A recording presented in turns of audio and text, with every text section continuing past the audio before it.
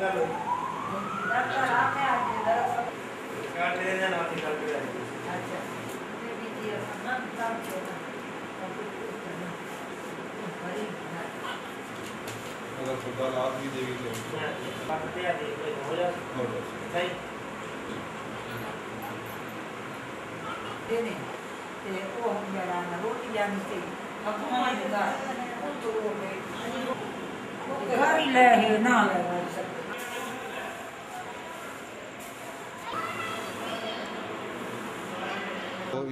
मैं मोहम्मद नवाज गठी चो बोलता पाया मेरी छोटी भांजी पैदा हुई उहदे सिर दे उत्ते रसौली है डॉक्टर साहब ने दसिया कि इसका ऑपरेशन हो जासी तो उस बाद साढ़े कोल वसैल नहीं है साढ़े कोल पैसा नहीं है इतना कि असा इसका खर्चा करा खर्चा करके तो इसका ऑपरेशन करें क्या गवर्नमेंट इसका मेहरबानी करे तो साने इसका कोई इमदाद करे जी सरकारी अस्पताल दे विच इस दे जरिए इसका ऑपरेशन होवे ते बच्ची निक्की बिल्कुल ठीक है सिर्फ ऑपरेशन सिर दे विचों रसौली है इसकी वजह नाल इसका अस ऑपरेशन कराना साढ़े कोलो जरूरत नहीं है इतना पैसा नहीं कि अस इलाज करें